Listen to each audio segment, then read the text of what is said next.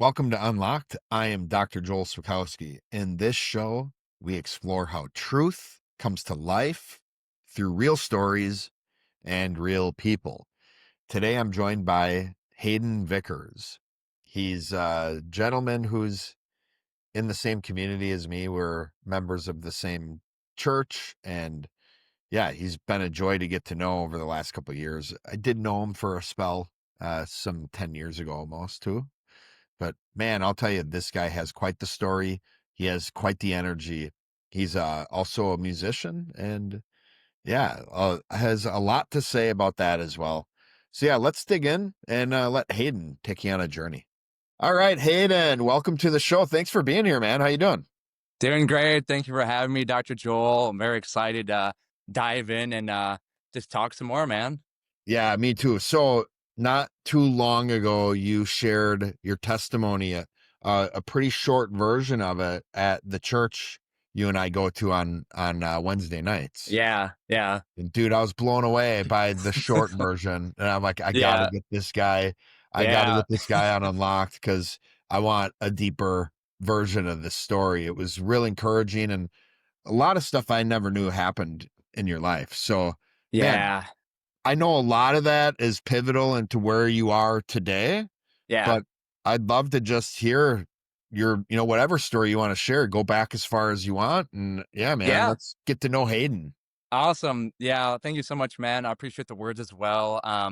It was a lot of fun doing that testimony night, and yeah, it was like 10, 11 minutes, Yeah. and there was like so much that I was thinking, could go, on emphasize points, but yeah, absolutely. I would love to, kind of rewind it back, I suppose, and even more and kind of back to where we kind of started on the testimony night, I suppose.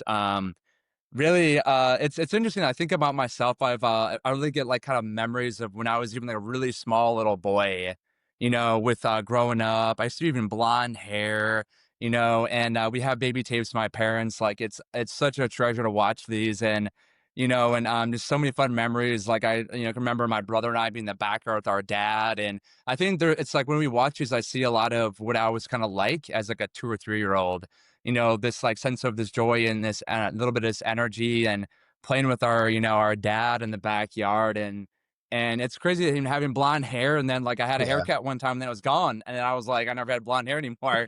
But, but honestly, like I like to go back to kind of that like memory of myself and where watching these tapes and like kind of then there's still like a chunk of time, like these middle school years and elementary that I don't remember any of it, but there's some of this part when I was really little and just seeing like this connections of us knowing about like our uniqueness, knowing our like our gifts and myself as an exhorter or server, but like looking back like okay, wow, like this was the start of something. Well, But yeah, like yeah, so even as a little boy, like what I love is you can see part of who God created you to be just yeah, in your natural behavior that, yeah, unfortunately over time we tend to start muting out. yeah. So that's fun. Exactly. Oh man, I'd love to watch some older videos of myself too and Yeah. wonder what it would be like. Yeah, so that I'm so grateful we had that we've had that ability over the years to watch these tapes and like right kind of seeing and experiencing, when you're right, just like you said, you're younger and there's nothing really like inhibiting or kind of, have any blocks, in the mind of who you are like intangibly and wholly and purely, as a kid. Yeah. And it's just awesome. It's a joy to watch. And then so like, like time's gone by that I have no memories and a lot of these school times, but I mean really, like, I can kind of, like, get into near the end of, like, middle school and into high school for myself, and I think there definitely was then this transition kind of happened of where I definitely, put on more of reservation or, like, becoming a lot more like I kinda talked about in the testimony night of, um, more in a shell, Okay. Really, I think in a shell, and I think a lot of things was kind of, bits of this beginnings of the fast mind, I have and kind of then, then thinking, maybe what others are like thinking of me, but just trying to like kind of like hold it all in and not letting this like this light and and this energy, shine like it ought to be, being Yeah. fully who I am. And so, yeah, this kind of, sort of happened into the middle school and then the high school. And, I played sports and, really excelled like in baseball and academically did really well. But the kind of the piece I think that it's like, God had always put in that I was just kind of dampened a bit, and Okay. I didn't have a lot of like more of the external confidence with like talking to people really, or even, maybe asking girls out, like a lot of these things in high school. And it kind of just, I look back was a lot of just this beginning stage of like, oh, I kind of dimmed, I wasn't being fully myself when expressing it. Um, So maybe and like conforming a little bit, like I'm gonna, yeah, oh yeah, I'm gonna do good at sports. I'm gonna keep my head down. I'm gonna, yeah, you know, do good in school, yeah, not cause a lot of ruffles in people's, yeah, lives. And exactly. Yeah. do you remember in high school, like, did you have any aspirations of what you wanted to be or what you Yeah. wanted to do?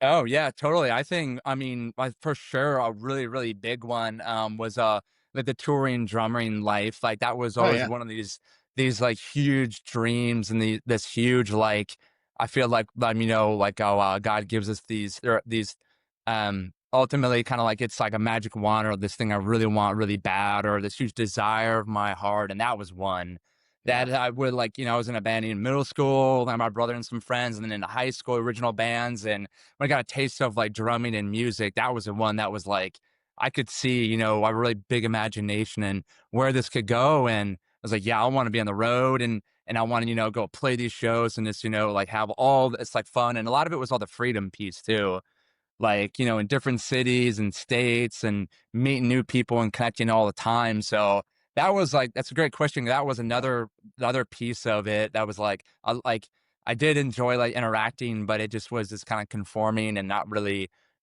stepping out of the show and doing it. So, but Yeah. yeah, the drumming, the music, absolutely, dude, the energy and the playing, the performance, like practices can be a kind of a bit of a drag, a bit of a drain, but really you get on and you On play, stage, these man. shows and it's like, oh, it's just this high. Yeah, dude. Yeah. Yeah. Yeah. Love that. So, So that yeah. was the dream. So then what'd Yeah. you do? What'd you do after high school then? Yeah, so yeah, that's yeah, great question. Pretty much, after high school, I ended up going to so I went to college at UW Oshkosh, and the band that we were in, we basically just broke up because we are all going to separate colleges. It's just too far away; it wasn't going to work out. But I did go to school though, from went for marketing, for my major. I actually had originally decided to go for accounting, started taking those classes, and that was not going to work out. The numbers, like I remember I failed like an accounting class and it was just like, I can't handle this. So I switched to marketing and then a minor in the music industry. But then yeah, so went to college and then really got into this thing in college, like the whole partying experience. And Okay. yeah, just like never did it in high school, didn't drink, didn't, do drugs or anything, and just kind of kept it real, like, walking that line of, the academics and the sports, and then, having my own fun with friends. But then there was the college experience, You you let her seeing rip, like huh? what's that? You let her rip? Yeah, yeah. I mean, like it was something fun that I'd, wanted to, I guess try just like, having some beers, and that was like the dorm I lived in, man, on freshman year, like, it was like cut in half, like one half female and then other half male. But like just the guys I became friends with, that was then eventually essentially me conforming, like you kind of touched on, to this like party life and to these like bros, like Yeah, just okay. this like, oh yeah, like I love that, like, burn out with your guys, and then that fun language you can have and share. And it's just like dudes being dudes, it's just having fun, Yeah. and yeah, we let it rip, and then it kind of became a trend of, still studying and, doing and still pretty good like in school and college. But the freshman year was like, oh man, like this is another freedom energizing thing of like going to parties. Yeah. Yeah, yeah, going to parties, and then like, the dingy basements that's just the splattered floors of, whether sweat or beer or like, whatever liquid, and blasting music, red cups everywhere. And yeah. So that kind of became the trend. Yeah. Yeah, well, clearly that didn't last, right? I don't see you Yeah. at many frat parties these days or anything. No. Um, so Yeah. what was that college experience like for you apart from like Of course, the kinda I get it, a lot of people leave home for the first time and kinda Yeah, get a taste of freedom and yeah, let her rip a little bit, right? yeah. That's common, but where did that lead you to? Like, what was the rest of the college life for you like? Yeah, yeah, I think, honestly, the rest of it was, like really dabbling, lesser on that, like in the sophomore year, and then, I mean, it kind of was like a balance of it, but then going more towards like, okay, like this is kind of like you can have so much of it, and then like not really like getting much more, like I suppose, like out of it. There's still be some occasional parties in sophomore, into junior year, but then really, I think the kind of real the bigger pivot or the kind of this like directional piece of my stories in the junior year, and then when I had the experience living with the three females like I mentioned in testimony night, and that became this experience of wow, I found myself and my fast brain going into like as much as I can like have energy and like think about like all this like high experience, it can also go inside myself, like of like projecting thoughts and like thinking too much and too fast of what others be thinking of me. And like in living with the three girls, like they're awesome, like super super nice and super sweet girls. And it was like I didn't really have a lot of confidence. I think this little piece that had like still been around since like middle school and high school, this like lack of like self-esteem and confidence in who I am and like actually fully embodying it, that like kind of came out more when I just became, like as that junior year went on of, it started out really fun and, we all interacted when we lived together, the girls and I. And then like I kind of just went down this little path of like, I don't really know how to do much cooking. Like I really sucked at a lot of like kind of living with people type of chores when you're like off campus. Oh, And yeah. then, I basically began to kind of like isolate and just kind of put myself away from them, even other like friends on campus. And then it kind of went down that darker path of like, holy cow, like I'm thinking, too fast and too much, inside myself and not like talking outside and, sharing with people, and just kind of sticking away in my bedroom. And it kind of got worse and worse. I felt worse and worse. And it's because I was just projecting things and like, me as a roommate and what they think about this or that and and just like and maybe the difference of like I'm the only dude here and there's three girls, so there's even more. I was just kind of harboring myself, so Yeah, it can be yeah, a vicious cycle too, because like, yeah, when we start getting into those, doom spirals, doom looping, right? yeah, We feel like the solution to that often is to rest, hmm, to relax, to not be around people. yeah, And the very thing we need to do, which is the hardest thing to do, is to be around people. yeah, When we don't feel good, we don't have a lot of energy. It feels like a lot of times the right move hmm, is to just lay down and rest and, yeah, turn the lights off and go to sleep. And a lot of times it's like, that's the last thing you need to do. But it's yeah, so hard to get out of that at times. And I yeah, get it. exactly, To me, I like, you're kind of like a Formula One race car, right? yeah, yeah, You got a really fast brain, which is great mhm, when it's driving the right way, right? There's a right, huge yeah, benefit. It's the fastest car in the world, right? It's gonna get you to where you need to go yeah, faster than anybody, and when it's driving the right way, that's a benefit to not only you, but everybody that you're involved with. But I can see how, man, a Formula One car crashes, and right, yeah. it can be devastating, huh? Yeah, exactly. That's a amazing way to put it. I mean, right, like going, just too fast inside and then crash, and then experience like I like the kind of the winter through that whole junior year was like in 2014 and essentially just like yeah, real dark of like out of the anxiety or into paranoia, the panic, and everything and just really being super bottled up and not really like ever talking much about with anybody and then pretty much like so that was kind of like how that like year, like, that like a majority of the year was going and then into like it kind of wasn't really, until like it was like as like the spring came around and I kind of shared about before in the Wednesday night about like it's just something even about, like, the warm weather that, like, just I kinda felt like just getting out of myself and going out and, like, Yeah. just, like, gonna go talk to people, like, it kinda maybe was a bit of, like, a spark into, like, "Oh my gosh, like, it's nicer out," like, I'm feeling more energy from the sun, and then but then, like, I definitely would talk to more people, interact and engage, and then becoming more stable and everything, and, just really trying just getting outside of myself and then feeling just better, and then kind of just the way, like, the rest of college, like, went, from there. I mean, that was, ultimately, though, like, after that junior year experience into the summer, before senior year was like, I was, coming out and then, feeling more alive and more energy and then sharing and then, really like this whole like that whole year time became this biggest like kind of like pivotal like moment in my life where I started to kind of really taking like I think I kind of felt even more like self-esteem and confidence just really build by act of like going the opposite direction of all the isolating, but it still Yeah. wasn't really like controlled thoughts because I started just even like go really like strongly the other way. And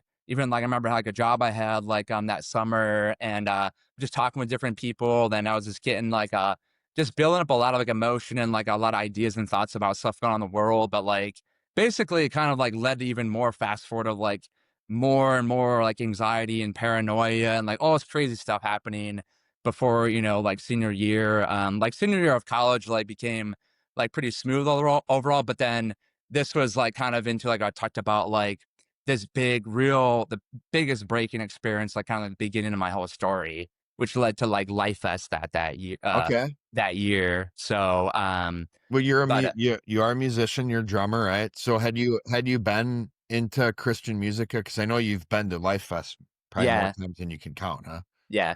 Yeah. I've been, going there now the last, like, 10 or so years, but, I actually really never listened to much of it growing up, like the Christian Okay. music. I didn't listen to much, and, I think it was, like, kind of, like, near just this end of college, like, these years where I started to kind of pick it up a little bit more, like, there's, like, campus crusades at Oshkosh, I got involved and did all that, So what's but Life then Fest? Just for the viewers, what's Life Fest? yeah, great question. So it started like 25 years ago, right here in Oshkosh, Wisconsin. Ultimately, the mission and the goal is a party with a purpose. Okay. They're now seen as the biggest Christian music festival in the whole nation, which is pretty Wow. amazing.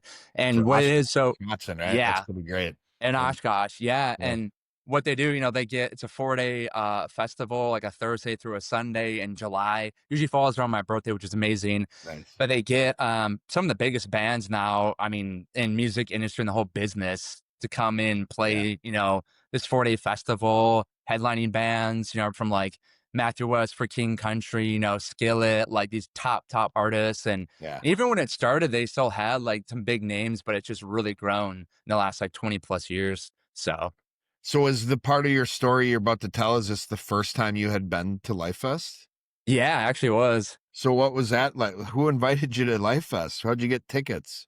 Yeah, I mean, I'm pretty sure that year, I might have been from my, parents who got the tickets or, like, it was something we Cool. maybe talked about, but yeah, that's a good question. I think it was for my parents, but I mean, I believe I only ended up going, like, 1 or 2 days that year.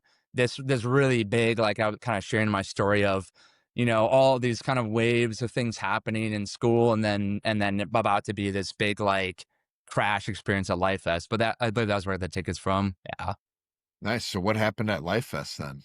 Yeah, so kind of, this trend of, really the instability, the Cool. instability, this wave of this fast mind. Like I essentially was at a point this summer where the story is going to.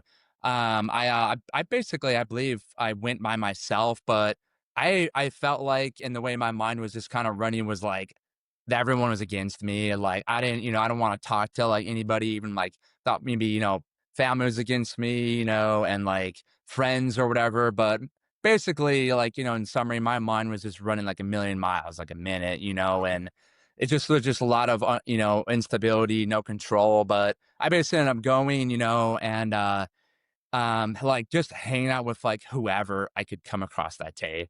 Yeah. Yeah, I think some of my family might have gone, but I, went off and did my own thing, and then eventually just like played a bunch of volleyball. Was just like just feeling a lot of these just like just super swelling of energy, even kind of like I'll touch on later, kind of a bit what I've discovered about, kind of my mental health and stuff. But, these surges of energy and like feeling just like, like I could like do anything, I'm like, playing like limbless volleyball, like going and worshiping or whatever. But, literally, I mean, then eventually, just through that whole day and through that whole night, I don't want to go home. They don't want to talk to nobody.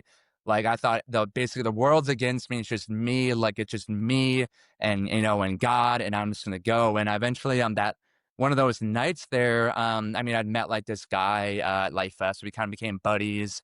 I don't remember his name this day, but we became buddies and kind of clicked and connected. And I was just like, I'm not going home, I'm just staying out here with whoever. And I ended up, meeting this guy, and the night carried on, and he let me, he basically gave me space in the back of his van. Like it was Okay. just like the whole van, like it's empty. Like he's like, you can sleep in it. Like he had a tent or like a small 1 person tent. So just the whole van, like he's like, take it, you can have it, and I did. I took it and I slept, just the whole van to myself, and just met this guy, and we were became buddies that day.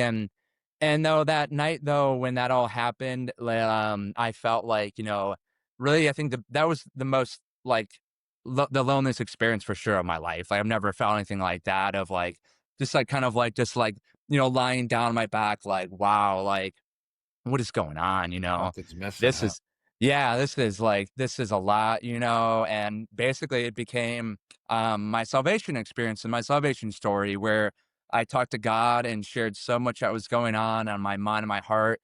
And the words I said to him that night was to God, if you can break, the walls, all the barriers around my heart, I just want you to be number one in my life. Wow. This number one, like bedrock foundation. And I remember in that moment, I'll never forget just feeling this sense of peace and warmth that, really, I've never had something like that. Just like kind of a moment of this total, like, never been more alone and just doing business with God. And it was just like, wow, that was different. Yeah, that's incredible, man. Yeah. So then everything got better, huh? Yeah, so it had seemed, In for some yeah. ways, yeah. In Yeah, some ways, right, yeah. yeah, for absolutely, for, like, I believe with my moment with God and spiritually, absolutely, like, that was great. And then my parents ended up finding me, and then we got kinda connected. But, yeah, so, like, it was getting better. And ultimately, though, kind of, like, the next kind of, like, piece towards the story was, like, they ended up taking me to, like, like, a psychiatrist and, like, a mental health facility, and getting put on some medication, because like something was clearly like we don't know what's going on. Like there was way too like like they knew I was not myself. He's not his normal Yeah. self. Something's going on with all this, and so I basically got put on like medication. And basically around that time in like 2014, 2015, being diagnosed as type 1 bipolar. So Oh, okay. Well, yeah. the although that's definitely not who you are, it kind of does make sense of some of the Mhm. behaviors you had recognized for the Yeah. years before. So, Yeah. Yeah, so right, yeah, that was the first time. And then, yeah, getting this, like, right, this mental health diagnosis from the doctor and stuff, and then having medication and everything. But right, yeah, these behaviors, like you said, just all this stuff coming out, what's going on? Let's try to, then address this. Yeah. so then, yeah, now what's the plan there is what do you end up, giving your life to the Lord, Mhm. you end up getting on medication. Yeah. How are you coping at this point? Yeah. Oh, that's a great question. I would honestly, the kind of the plan. And I mean, that was also, I remember, really, really hoping to, to get better and really to never have this like happen, but I remember that at that time, ultimately though, to, I got introduced, with the Music of Life church community back then. Right. And that was Yeah. when I first started coming around too. So, like, I think really shortly after, like my brother first got introduced, and then I started coming around a bit, and then meeting everybody else at the church community. So, yeah, so really, looking for help and really looking, to figure out like me and everything and go from there was the hope. Yeah. Nice. Yeah. Well, how'd that work out for you, man? Yeah, yeah. So it was great. I mean, it was, it was so different for sure. I mean, first coming around like that were, 10 years ago to the community, and like meeting all these amazing leaders. And my brother started going and he brought me along, and, meeting people. And Really, first time ever now learning about, like, who I am, my Yeah. gifts, and, first time ever learning that at any church I've ever been to, and tangibly, my motivational spiritual gifts, my uniqueness, and, like, really having this, like, whoa, like, holy, like, freaking eureka, this is, like, unreal. Yeah, man. Yeah. Yeah. So So, almost yeah, like you start being able to tap into this energy and this light you have on purpose, right? yeah, And in exactly. a healthy way, which Yeah, is just exhilarating, right? Eureka. yeah, exactly, yeah. Yeah, man. So, yeah. So, yeah, that was great. And, that whole time, I was there like about a year or so, learning a lot, like, like definitely like, or I started going through restoration back then, and, learning more about like the mind and, how we operate, our behaviors, our burdens and stuff. And then definitely like the year I was there, like learning a lot of tension too, like a lot of like, holy cow, like this is a big like growing thing. And like, I've never Yeah. felt like, kind of the like, tension of growth like that before. Yeah. So yeah, it was cool. And I mean, I obviously, everything and like everyone was like, doing and like helping me back then. It was absolutely amazing. I remember though, and like, though, kind of I was only there for, like, about a year and a half or so, and I think there was then this transition of, like, it was, like, a ton of, like, a lot of tension of, like, what I was, like, kind of learning, and it kinda became, like, a bit for much for me to handle, and then I had another kinda big, episode and experience where, I ended up, like, leaving the church altogether, but it was all, like, this big growing during this experience I had, so but Yeah, it makes over sense. I mean, yeah. you were still fairly young, right? Yeah. Oh, And yeah. Yeah. and you're not alone. There's been, and it's not to say it's Music of Life Church, but it is Yeah. you named it, tension of growth. And Yeah. Exactly. what's tough for, like I guess at that point, maybe just a little bit more than you could handle at that point. Yeah. Right. Exactly. But I remember you being around, and it's easy to remember. I Yeah. mean, you're an infectious character for sure, and a Thanks. memorable Yeah. guy, but also Yeah. your brother being part of the community. It's like you were Yeah. always, because I Yeah. remember when you left and Yeah. you started going to another church in the area, Yep. but we would, check in with Eric every once in a while, see how Yeah. Hayden's doing, Yeah. I appreciate and it. Yeah. yeah, but so there was quite the journey though there Yep. over the next few years. So Yeah. you're back at Music Life Church now, but there was this hiatus. Yeah. Yeah.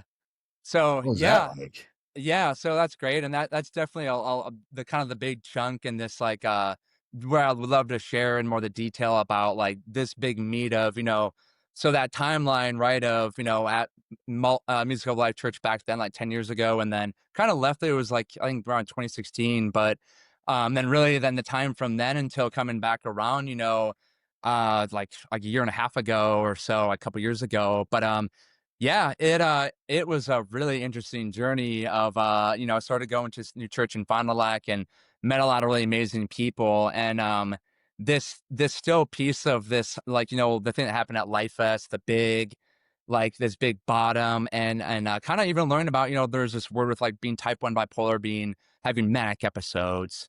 And that basically then this time chunk from, leaving Mulk around 2016 and then before coming back again, I basically ended up having a number more of those experiences. The Probably, manic episodes? yeah. So these manic episodes, and like, time would go of like having, stability and like and trying medications, and doing good for a number of years, and then something would like I would get into this manic state, and this like super like mind's just rushing and racing, and then have this big like takeoff journey where I'd, go to like Nashville out of the blue. I'm picking up my life. I'm taking off, having this big vision and plan. I'm packing this U-Haul trailer. I'm moving out. I'm canceling my lease, and I'm gonna go moving like, and I'm gonna move in 5 like days or whatever, and like doing it. Just on a whim, just gone Yeah, halfway just across the country. gone. Yeah, and then and even like, I kinda shared a bit about like that with like, driving almost like, just like colliding into people on the side of the road, I'm out of my mind, but like it's like just super like, I shouldn't say out of mind, but like it's just like this big rush of energy, and, avoid like just, running into people like in a 10-foot U-Haul, towing a car behind me. on the side of the Oof. road. Like I remember like just slamming on the brakes and like I give God credit that like I didn't hit them. I don't know how a U-Haul stops like on a dime. I don't know how it does that, but it did. And Oof. and then yeah, so that was this experience. And then then I get found. I mean, my parents eventually find me. I'm down there and then I'm like in a psych hospital What down do you in mean they Nashville. find you? Like, did So you not tell anybody where you were going? no, not at all. Oh, Yeah, no, and yeah, that was something that had, like, been had now learned about all these manic episodes is, like, as soon as, like it's really hard to describe, but, like, it's essentially this building of, like, ideas and imagination and just, like, like, "Oh, I can do it, this is great," like, like, all this insane energy and then, like, really just, like, going, not telling anybody, "I'm gonna go do this, I'm gonna make it happen," and then, yeah, so I didn't tell them, and then they eventually, like, this had happened a few times before that too, during this like time mark, yeah. this timeline, and they eventually found me. And I have a cousin who used to live down there, and I was in a psych hospital in Nashville at that time for like a solid week or a couple weeks or so. Oh, So wow. there, Okay. yeah, so that was, like, kinda one experience to touch on, but there had been, like, a few others before, but, an ultimately even bigger one, and kinda get to, here in a little bit about this California experience I had. But a big thing, though, too, we had kind of had realized, like, with the whole medication management, this is one thing that was, like, kind of helping and give me, the stability. It was, like it was being on this, and, a lot of that journey was like learning about, different meds and dosages, but really like being like really under medicated during this time, which was what, eventually a really amazing doctor I'd met in Chicago. He pointed this out and it was like, holy cow, like he kind of described like, yeah, I was like, you were like being under medicated during this time. That's why this kept happening. Wow. So like we had got like these brain scans done called these SPECT scans. It measures blood flow. It's an amazing clinic called Amen Clinics. And, he was like, yeah, like, you were being under medicated. And then, so we got to learn that huge piece, and which really helped a lot more like after that. But so then really another bigger kind of like storing experience this like I kind of showed in the testimony tonight that I'd love to go into more detail about as well Yeah. was the California one, and that was I mean only like gosh, that was back in like 2019 or close to 2020. Okay, so But you get back to Wisconsin after Nashville eventually, yeah, yeah, I got back and then like so a little time goes by before this and you get California another one of these experience. ideas. Yeah, Was it yeah. like that you get an idea and it's like then you just have tunnel vision for that thing? Yeah, I yeah, imagine you're not like I mean, it sounds scary in hindsight. In the moment, you're probably yeah, not scared. You're just energized, right? yeah. And I imagine you're not like purposely trying to like run away. You're not like No, purposely trying to not tell you're just not even thinking about it. yeah, It's it's just, whew, yeah, it's man, it's been that's like one of fascinating, but kind of scary too. yeah, it's been like really one of the hardest things to kind of explain to people unless like someone else that's had it like kind of knows what I'm talking about, but Okay. like what how they I imagine describe, so much of it is a feeling too, right? So that's why yeah, it's kind of like you can tell somebody you get an idea and you can't help but go and do it, but yeah, there's a lot more to it as far as like yeah, the emotion, the feeling, yeah, the yeah, energy. yeah. Yeah. They're like it's kinda like a snowball going down a mountain. There's a bit of like this whole kinda Oh, it builds. gradual. Yeah, but right, it's like and then ultimately, and like even another it's kinda like a manic high is like I've kind of even learned about flow states. It's like in like unlimited flow state, it feels like where like everything is just like, kind of like time slowing down, but like having like unlimited energy, having this like unbelievable kind of like even this kind of vision and sense of like my body. And like I've even had, and in these manic experiences, like even like consuming like a emergency or like a protein shake, like those little ones you shake up and it's like 1,000 milligrams of vitamin C. Like when I was in California, like I'm about to go into, I remember going to a gas station and, then drinking one and I felt my whole body crystallize. Like I can't describe it, Man, but like it was like I felt like diamonds like up and down my body drinking like wow. this normal stuff in this state of mind of like just like unreal, hard to describe, Yeah. but like I remember like having it and being like wow, like I felt like it instantly, like the vitamin C in my body like in seconds. And Yeah. like Wow. Yeah, so Fascinating. it's really weird, it's crazy, and so I had then, yeah, this then going to California, You this get the idea, kinda like Nashville, but you get the yeah, idea. What's the yeah. idea? Like, Yeah, I why remember California? that one, that was a big of, like, Justin Bieber, I've always been into him, Okay, and, yeah, I was like, I feel like it could be, like, a big bro experience, hang out with Justin Bieber, and this wild imagination and, like, feeling like and also, like, in these states of mind, like, a lot of, really, like, a lot of confidence and, like, self-esteem is, like, blasting through the roof, yeah, because I'm so much energy, but that was it, like, going out to Beverly Hills, I'm gonna try to find celebrities like Justin and then just go hang out. yeah, and Yeah, we'll become best friends overnight, and I'll be yeah, his drummer, and we'll go on tour, and it's like, and exactly. it's what do you mean by, like, the confidence is almost like you say that now, and it might sound kinda silly. People even Yeah, listening to me and be like, "Are you serious, dude?" But it's like, right. in the state of mind you're in, it's like, this is, like, legitimate, like, this doesn't sound dumb at all, like, this is gonna Yeah, happen. right, Like, all exactly. I need to do is get in the same room with the guy, and we'll be best buds forever. Yeah, Yeah, I get that. Okay. yeah. So I yeah, appreciate yeah, it. Like, this is fascinating. Like, I yeah, appreciate you taking us on the journey of not only where you were going and what was going on, but, just your thought process. I think, like, yeah, I've never heard it in this detail, Hayden, so I yeah, appreciate it. But anyway, so yeah. you're going to Beverly Hills. Yeah, yeah, so wild ideas, I'm just full of, all this, yeah, energy and confidence and go hop on a flight and I'm out of here, out of Appleton and then, basically landing and, another big thing I like to do, on these manic highs is it's also spending a lot of money, getting hotels, like really bougie ones, get one, and that, there was like Beverly Hills, area, could like kinda near Calabasas, I forget all that stuff, but basically that area, and yeah, get out there, and then it's just me. I don't know nobody knows I'm there, and I'm just going, and I'm talking to people and kind of just like meeting, people. But like, I'm sure on the outside, it's like I've heard it described as like, I feel amazing, but on the outside, like I feel like a tornado. Like that's how I've heard Okay. doctors describe these manic highs. It's a tornado. So I'm, going out and just doing my thing and walking around, meeting people, getting a hotel and spending all this money. And then yeah, eventually, through all that, I'm kind of, like a couple days goes by and even like, like getting like 4 hours of sleep felt like the best, like, sleep of my whole life. It's kind of a really weird experience, even sleeping, because like you don't feel like you need it at all. But when you Yeah. do, I feel like it's like another year. It's like a wild, like, just, change. And then eventually, I kind of get to this area where there's this big coffee shop and like this recording studio. And I'm pretty sure, like, I'm walking around like in just shorts and stuff and, no shirt, no shoes, whatever, just like ditching everything and get like a bunch of food just gifted to me by these people at this recording studio, like fancy waters, fancy protein bars.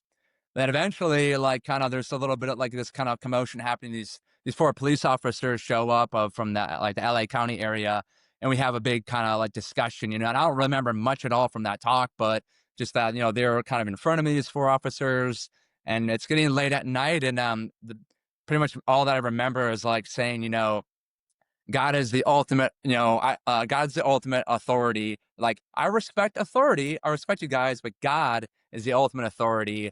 And it sounded like this gunshot goes off, like this bang, but, it hits me. I drop to the ground and I'm just screaming like bloody murder, like just feeling like I felt like in that moment, that I was like in hell. Like it literally was like, I didn't, I'm an out of state of mind, like just crazy mindset and then get hit, which was a taser. And I didn't know Okay. it was coming, but like in that moment, like I felt like it was literally eternal separation. This happens, and like I completely thought I was like in hell. I don't know what it feels like, but it to me, like I gotta imagine it's like pretty bad. Like Yeah. Yeah. just this sheer torture. But and I Dude, just screamed, yeah, to imagine, so, like, in the moment, you're just hanging around this coffee shop, this yeah, studio, probably, if you're in a manic state, you're probably not thinking anything's wrong, right? yeah, But now, like, in hindsight, looking back, it's like, here's this guy in a pair of shorts, no shirt, no shoes, it's like right, nothing. right, Some homeless guy bothering people is probably yeah. what it looks like. So the police are just probably, what do you look at it now? It's like they're probably just asking you questions and not knowing what to make of your behavior. Right. Yeah, That's exactly. unfortunate. Maybe if they knew how to, and I don't know what happened, but it's like you wonder, are you even reachable in that moment, or is it just Right. like who Right. knows? But anyways, so Yeah, yeah, you and get exactly. tased. Yeah, you're 100% on the money, like, looking back, like, yeah, duh, like, they don't wanna get into a fight, that's a great way I know to try to subdue somebody. The stun gun, like, I totally understand it, but that Yeah. happens, I'm screaming bloody murder, Oh, I I'm bet. getting tased, and I scream like, "Jesus save me," the top of my lungs, and the 6 seconds goes by and it's over, and then, I'm like, "Oh, that's done," and then, they pick me and they take me to kind of I remember I got taken to actually a hospital where I got like a brain scan done. Like I have this really small memories of this process, then to like a police holding station, and then a whole this kind of process of like there's like, getting on a bus eventually and then carted to like another police area. But like, there's kind of these little pieces of memory of having this experience. But then eventually, through all that, I find myself in the LA County jail where, I would spend a total of 9 weeks. Damn that. Yeah. So and Do you remember for what? What was the yeah. charges or? So what it was it's, criminal threats as a charge you can get, and, Okay. that's what it was. Basically, it's like talking smack, like talking crap, which Yeah. apparently I must have been doing it, and out in LA, I mean, yeah, you don't wanna be talking like that or, be saying stuff to people, and I know the sensitivity of cultures and or whatever, but, like, that's what it was. Yeah. So and, you can serve up to a year for that, I've discovered, and, I was a total of 9 weeks, but then I was plop in there and, yeah. What was So, that? Dude, 9 weeks in LA yeah. County Jail. What was that like? So, yeah, I'd love to share more of the detail. It felt like a video game was, like, how I describe my initial experience. Like, the whole thing was, like, just sucked, it's Yeah. awful. Definitely do not recommend, like, absolutely not. Like, the first few weeks, like, felt like this video game because 'cause I'm still, in this state of mania but, like, I'm basically imagine, you're in a college, you're in your dorm room, like a single dorm room, like that's like a jail cell. You got your your walls, it's all concrete, metal bunk bed, no pillow, no blanket, no nothing, toilet, sink, and the door, and it's total isolation. That was where I spent the first 2, 3 weeks. Just pure Oof. isolation. Yeah. Oh, brutal, So, dude. yeah, Just yeah. manic during those 2, 3 weeks? Probably the first, like, solid, like, week and a half, Yeah. week, 2 weeks. Yeah. Oh, yeah. And, like, I'm sleeping, they're feeding me food and everything and, like, doing the whole 3 meals a day, a brown bag shoved through, like, the thing, Yeah. that's it. So, yeah, that was, like, the first 2, 3 weeks or so. Yeah, and oh man, yeah, I got bad. I even remember there was one time like a bunch of like garbage just got piled up in my corner, like it hadn't gotten cleaned for a while, and there's like gnats and there's little like all these like maggots and stuff piling up in my space, and that was pretty bad. Yeah, man. Yeah, it just got gross. And then Yeah. somehow, I could sleep, that you're in one of these like just I forget what they're called, but like like a one piece Like the looking like jumpsuits or outfit. whatever? Yeah. Then Yeah. eventually, though, I do get moved though to another area with more like other dudes, like Yeah. a more social area where you can eventually make phone calls, and that's this. I eventually got to a place where and this is my parents absolutely amazing. They, like I'm here, they have no idea where the heck this kid is, like just gone again, and I I'd found out my mom, my dad, just like getting no sleep. I'm obviously worried out of their minds and, calling tirelessly and making calls. And like, we have like other officer, kind of like friends. My parents are friends with, in the community and family friends, just doing whatever humanly possible to find, where Hayden go, it's happened again. And Yeah. eventually, like, we get connected and I got a phone and I was able to figure out the calling system and then eventually make, like a connection to my parents. And the first phone call, like, they hear me, I hear them, and it's just like, emotion, just so much emotion, Yeah. like just like, like all this emotion, like, oh my God, like, they found me, and it's just like hear my voice and just this huge moment. And like, I just felt so much relief, and so but I'm still there, I still gotta like do this whole routine. Like you don't just get a get out of jail free card, like nothing that like there's this bit of this process I got to go through to get out. Yeah. And so that's like kind of the rest of the remainder of the time I'm in this bigger area, meeting other guys and making some buddies, during that time too. And a guy that was like from England, I got to meet, and we got to talk about like the Bible a bit. We got like, Bibles in there from some ministers. And I remember I got one specifically that had a picture of two handcuffs being, broken like in half on the front of it, and it's just this beautiful display on this Bible. I forget what it said on it, but like I remember getting my first Bible in there and just like breaking down and having this big moment of like, wow, like, I can get in God's word and, and like, I've been talking to God in there too, but like, let's read and, get into faith, and get into, what can I do when it's just me and my thoughts, and that's it. Yeah. So Oh man, that's yeah, wild. 9 weeks of that. So the first 3 weeks is isolation, and then yeah, the rest is, yeah, like court dates and yeah, all that stuff that you like. Just because they move you from one section to another, it's like you still got to right. do all Yeah, the processes that they have, yeah, and then you get out. So yeah. I mean, this is still what, 2000 now. So this is 5 years ago. Or yeah, like Yes. 2020. Yeah. Okay, so 20, yeah. I mean, this is in all this is happening during the pandemic too. Yeah, it was like or like just before. So Okay. like near the end of 2019, like getting into 2020. Early So before it, 2000, yeah. Like thankfully 2020. before yeah. Thankfully before the pandemic, yeah, like I was out before that, which like I did not want to be there during COVID. Yeah, that would have been who knows what that would have been like. So Right. you get Yeah. home. I know there's 5 years yet Yeah. before we are today. What was I mean, because man, you turned a leaf. Yeah. Yeah. So I mean, how was the pandemic for you? What was it that I mean, because you've been doing awesome for at least a couple Yeah. years since I've seen you Yeah. coming back around. Yeah. What So was it that got you to making these big changes? yeah, honestly, like, so that jail experience then becoming the biggest bottom, recognizing, and had a time in like in isolation, like there's something like seriously like going on. There's something wrong. Like, why does this keep happening? So this big moment really became then, yeah, like this instigator, this initiator of like, okay, like let's figure this out. And then yeah, there's like kind of 5 year period of time, you know, medications even dialed in even better, and I'm, getting help, and I've been seeing a counselor for a while, talking to people at church, I was going to at that time as well. It's getting a lot of like therapy and a lot of counseling, like, mentorship, and then really, so like that time goes by and just honestly kind of really doing some of the groundwork of like trying to build back up.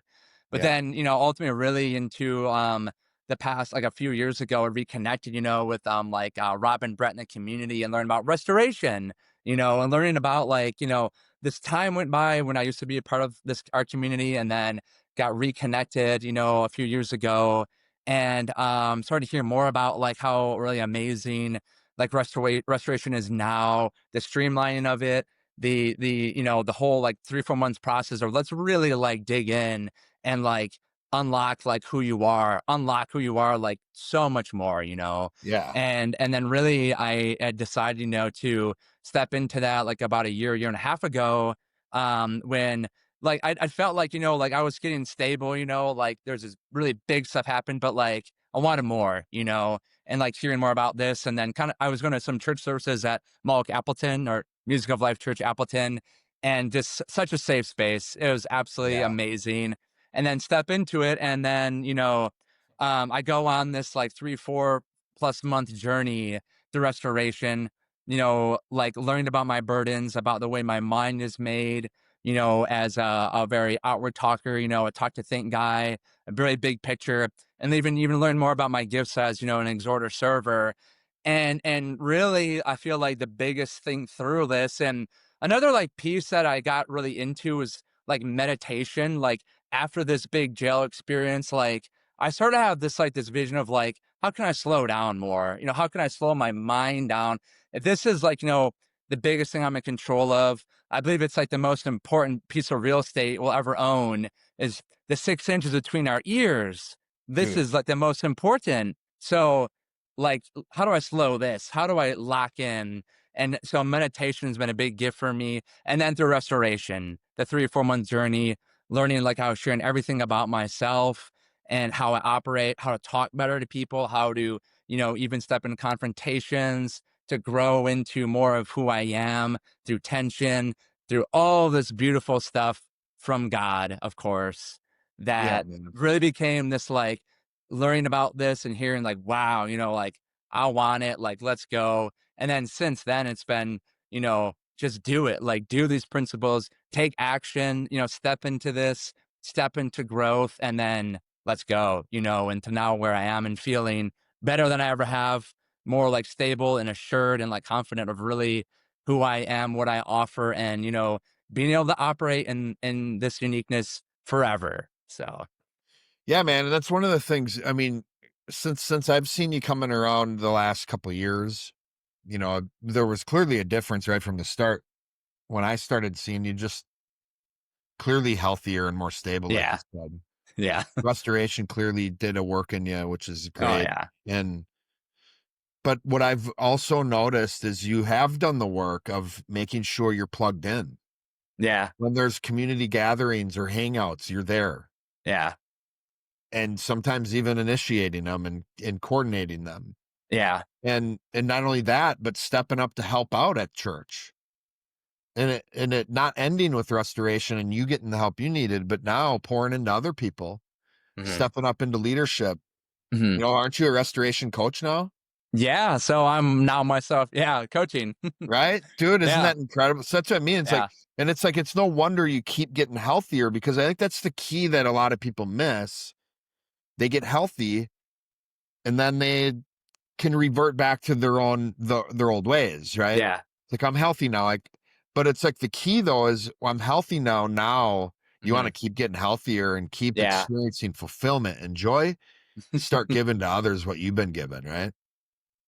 And that's yeah. what I see you doing, man. It's been Yeah. really inspiring, and training up to be in the worship team. I hear too. Yeah, yeah, so, yeah, and I almost finished that process, and that's, a big passion still, the worship and the Yeah, drumming, so, yeah, doing that next. dude. So that's all incredible, man. You just Mhm. like honestly, like, yeah, your life. The story, I mean, this is a longer version than the Wednesday night that I got to Yeah. hear, but I know there's still so much more to it than what you shared here. I thank you a lot for it. But I'd just like to ask, being a man of the future as you are, right? What do you like? What are you looking forward to in the future? Or like either that or like what would you want for other people through hearing your story?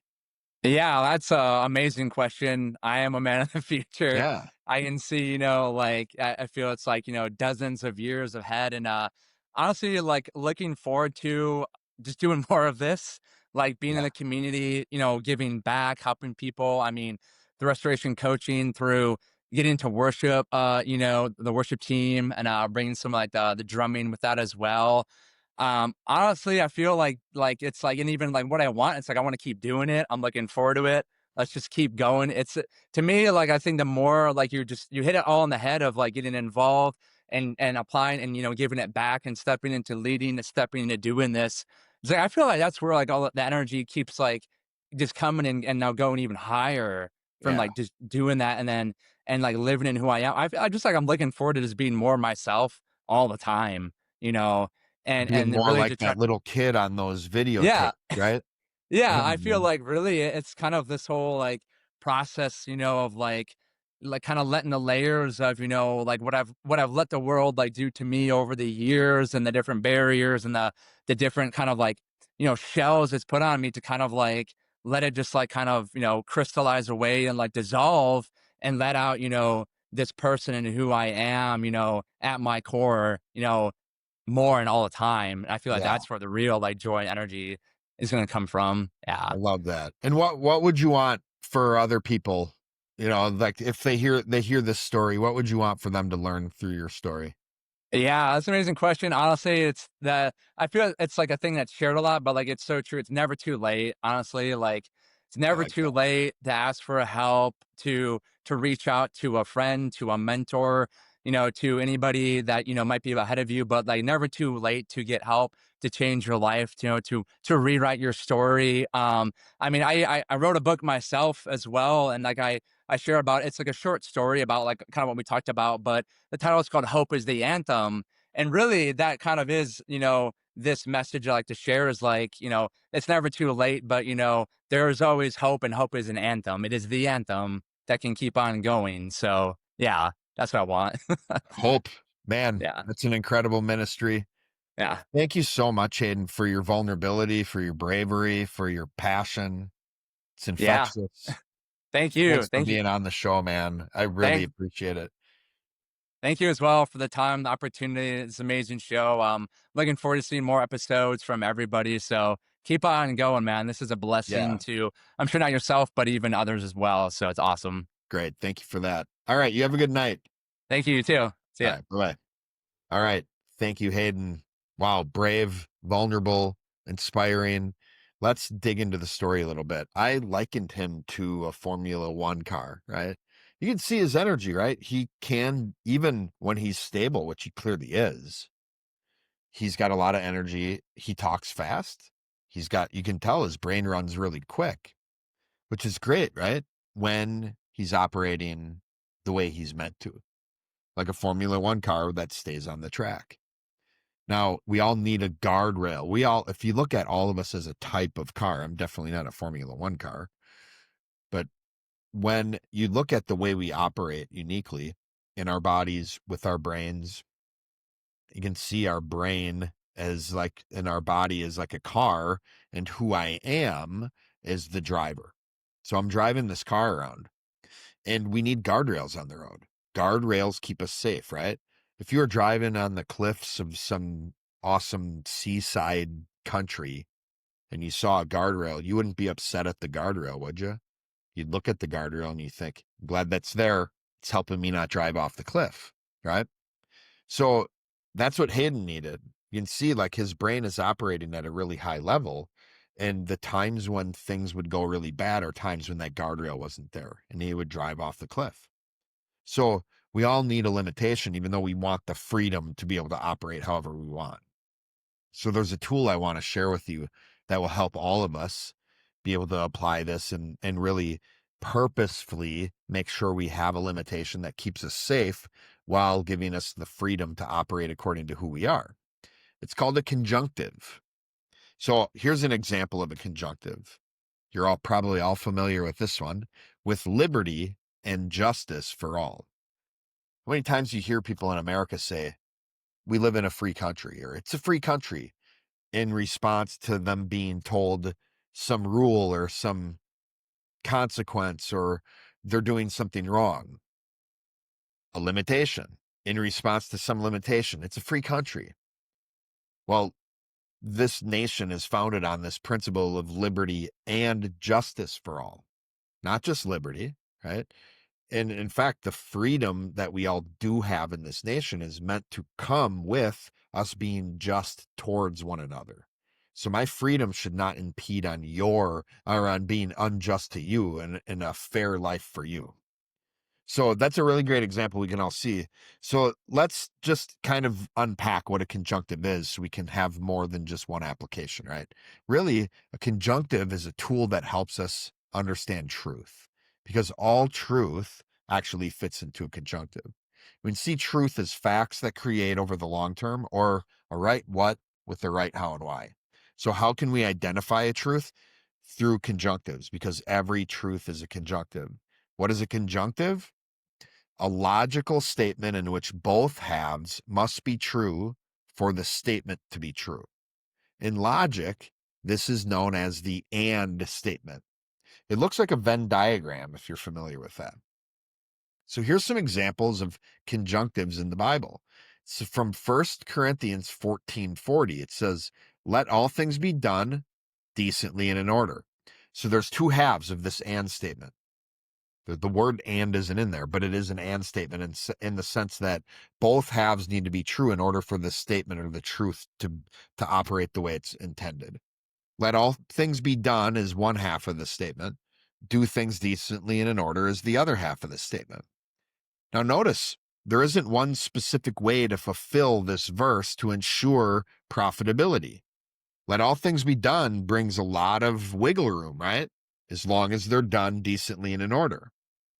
So we can see these two sides clearly in the church today.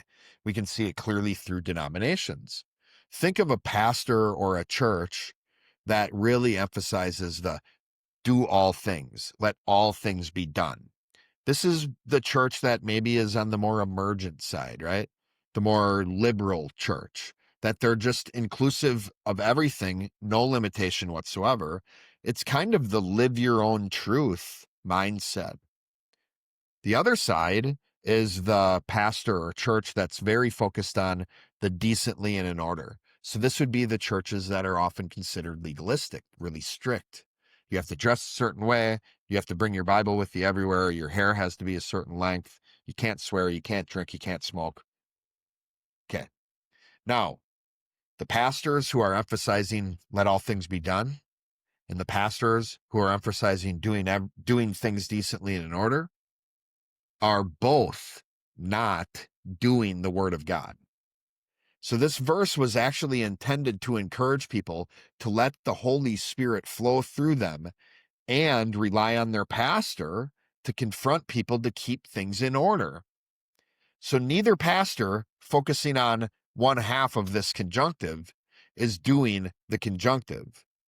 Neither pastor is doing the word of God. And if they say they are, then they're actually false teaching. So one half of the conjunctive gives the benefit, or what we would say is the freedom. This is the half of the conjunctive that we ought to drive as much as possible, put as much of our resources in as we can. Let all things be done, right? That's encouraging, right?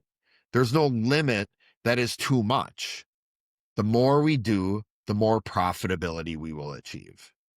The other half of the conjunctive gives one limitation. That's the decent and in order side. So this is the half of the conjunctive that is like a check in a box, right? There's a right amount we need to achieve. Any more than that will actually limit the profitability. And with too much of a focus can actually cause us to be unprofitable if we focus too much on the limitation. Again, use the examples I gave earlier. Don't drink, don't smoke, don't swear, dress a certain way, talk a certain way. You're limiting profitability because you're limiting uniqueness, right? But we do need a limitation. Things do need to be done decently and in order, or we're unsafe. So we do need one limitation to ensure profitability. So doing all things, do as much as possible, decently and in order, just check the box. So we can use conjunctives for any truth, any doctrine. So check this out. The definition of faith is a belief in anything that cannot be seen. Check out Hebrews 11:1. Do you notice that's a conjunctive? A belief in anything is the freedom, while that I cannot see is the limitation. So a belief I can see, it would be a belief, but it wouldn't be faith. While on the other hand, something I cannot see that I don't believe would also not be faith. You need both halves of this conjunctive in order for it to be faith, in order for that doctrine to be true. You need a belief and also in something that I cannot see. But notice it's the something that I cannot see limitation that makes that belief faith. Another great example is God's nature. God's nature is a conjunctive as well. God's nature is right and just. Simple. So you look at it like this. Righteous is the qualitative half of God's nature, and therefore the freedom. Just is the quantitative half of God's nature, and is therefore the limitation. Now, there are varying degrees of justness. So as long as the act doesn't violate justice, it will create. A God that is only right and not just is no God at all. That God wouldn't always be profitable. The same could be said for a God that is just but not right. That God couldn't create. Notice this also helps us understand God being one. His nature is right and just, but these are two halves of the same whole. That conjunctive, that is God's nature. He is one. So notice that the truth is where both halves of the conjunctive overlap. that part in the middle. That's where the truth is. So, how do you determine truth? What I love about Hayden's story towards the end of his interview, what he talked about is he really wants to keep doing the work. I look at him like not just doing work in his own strength, but what he's been doing is doing the principles, like he said, living out the truth that he's learned from God. Hayden is a doer of the word, not a hearer only. And he wants to keep being a doer of the word. He wants to keep growing in it. And what's great is he's also providing hope for others. I hope he has for you today. So we all make an impact on people, whether we like to or not. How are you impacting others? That's it for today on Unlocked. I'm Dr. Joel Swakowski. You can find Hayden on Instagram. You can also find the restoration process enrollment at musicoflifechurch.com. You can find Hayden's book, Hope is the Anthem, on Amazon. And you can also find him on YouTube. He has a YouTube channel where you get to watch him play on the drums. And I've seen him. He's great. He's a lot of fun to watch. You get to see a lot of great energy come out of him when he's on those drums as well. So go check out Hayden, check out those resources, reach out to him if you want to learn more about his story. He loves talking about it. And as you can tell, it has a great impact on people's lives. So thanks for listening. Keep seeking truth and keep living it out. See you next time.